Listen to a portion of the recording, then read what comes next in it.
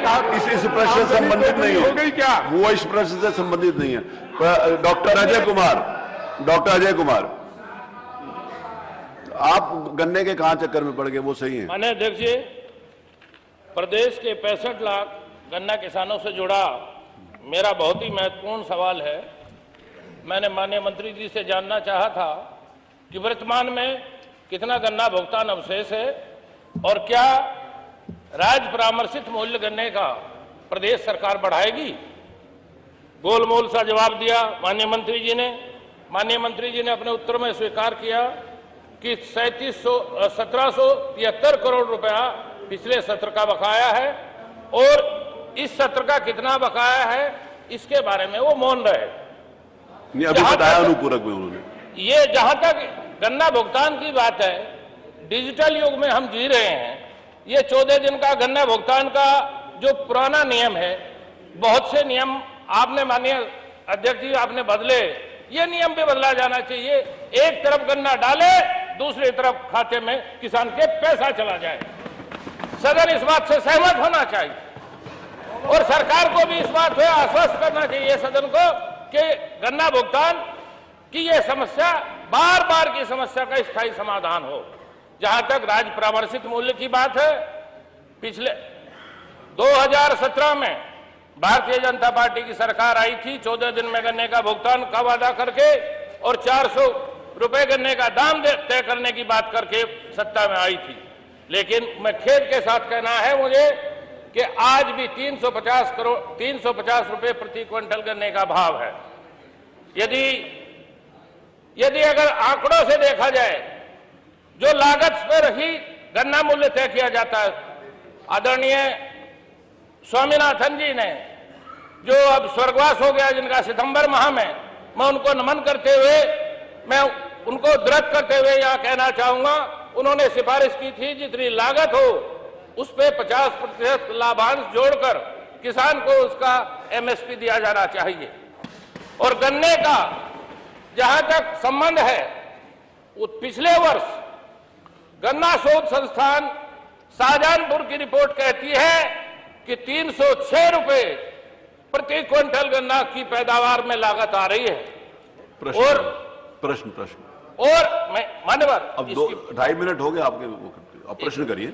और जो sugar cane research institute है लखनऊ का, जो भारत सरकार का है, वो कहता है 1 क्विंटल गन्ना को पैदा करने में 311 रुपए की लागत आती है।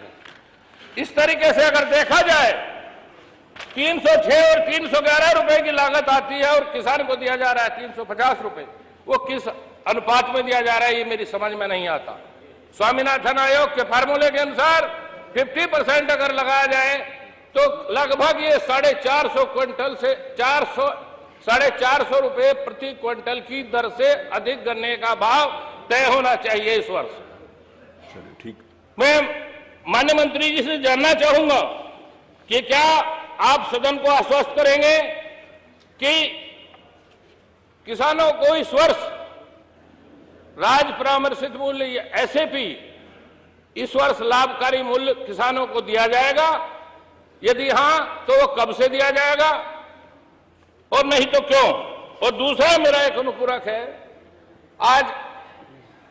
आज मिलों में चीनी के अलावा प्रेस मड, खोई, दूसरे उत्पाद, कोजनरेशन, इथेनॉल, बिजली, सब इतने उत्पाद सह उत्पाद बनाए जा रहे हैं, मिल घाटे में नहीं है। किसान को बर्बाद होते नहीं देखा जा सकता, चाहे चीनी के दाम भी बढ़ाने पड़े, एमएसपी आपको बढ़ाना ही होगा। चलिए ये आप सुनिश्चित करें। और मैं ये जानना चाहूंगा कि आपने बहुत बार जिक्र करते हैं इस सदन में, जब भी नेता सदन भी और आप भी, कि चौधरी चरण सिंह जी की कर्मभूमि रामाला में हमने विस्तारीकरण कर दिया, बड़ा ढिंडोरा पीट रहे हैं। मैं पूछना चाहता हूं कि वो 4 वर्ष से जब से आपने विस्तारीकरण किया 600 करोड़ के घाटे में अजय जी, मैं 5 मिनट से ज्यादा नहीं दूंगा प्रश्न के लिए, चाहे उत्तर आया ना, मैं अगला प्रश्न लूंगा। अगर उत्तर सुनना है तो आप 4.5 मिनट 600 करोड़ रुपए के घाटे में प्रश्न पर आइए, नहीं तो मैं आगे। क्या माननीय मंत्री जी रमाला सहकारी चीनी मिल में इथेनॉल प्लांट लगाने पर भी विचार करेंगे? ये मेरे 2 अनुपूरक हैं।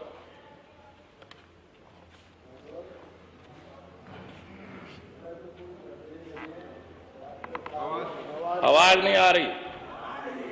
डॉक्टर साहब बहुत विद्वान सदस्य हैं और जहां पैदा हुए और जहां पले हैं वो हिंदुस्तान में गन्ने का सबसे अच्छा क्षेत्र माना जाता है। डॉक्टर साहब ने खुद कहा, एक लखनऊ रिसर्च सेंटर ने 306 रुपये मूल्य उत्पादन बताया। नहीं, 306 है, आपने शायद शाहजहाँपुर का, यहाँ 311 बताया। 350 रुपये ये मूल्य हमारा पहला है। आपको पता है अच्छी तरह से, एक कमेटी होती है, वो सभी तथ्यों पर विचार करते हुए, सभी पक्षों से विचार करते हुए तब कैबिनेट में गन्ने का मूल्य तय किया जाता है। और जब तय किया जाता है तो जो सत्र प्रारंभ होता है वो तभी से वो मूल्य माना जाता है। इसलिए जो भी मूल्य होगा वो जब हमारा सत्र प्रारंभ हुआ है, प्रायः सत्र, वो उसी समय से लागू होगा। दूसरे, आप कह रहे थे कि ढिंढोरा पीट रहे हैं। अब ढिंढोरा पीटने की तो कोई बात नहीं है डॉक्टर साहब। रमाला की क्षमता वृद्धि की है, ये सबको मालूम है, और 100% पेमेंट है रमाला का, ये भी आपको मालूम है। एक भी गन्ना, मैं ये कह रहा हूँ 100% पेमेंट है गन्ने का। चीनी प्रथा भी कम, पास जो प्राइवेट शुगर है मलकपुर की जो फैसिलिटी है। उत्तर आने दीजिए, नहीं उत्तर आने दीजिए अजय जी, उत्तर आने दीजिए। आपने प्रश्न पूछा, उत्तर आने दीजिए। पर्टिकुलर रमाला के बारे में तो कोई प्रश्न है भी नहीं, इसमें पर्टिकुलर कोई प्रश्न नहीं है। इसमें गन्ने की एमएसपी के बारे में ही बात पूछी गई है। लेकिन आप यदि कह रहे हैं तो जिस तरह से हमने रमाला की क्षमता वृद्धि की है, उस तरह रमाला मिल जिस तरह प्रॉफिट में आएगी वो भी काम करने का निश्चित रूप से प्रयास हमारा होगा। उसमें कहीं कोई इथेनॉल प्लांट हमने कई लगाए हैं और भी लगाएंगे। आपकी शंका को दूर करेंगे, आपकी इसको दूर करेंगे। दूसरे, अब मैं कह तो रहा हूँ ना, दूर करेंगे आपकी शंका को। और रमाला मिल की जब क्षमता वृद्धि की है और 100% पेमेंट किया है तो उसका भी प्रयास जरूर करेंगे। प्रश्न संख्या 5 श्री राजेंद्र प्रसाद चौधरी।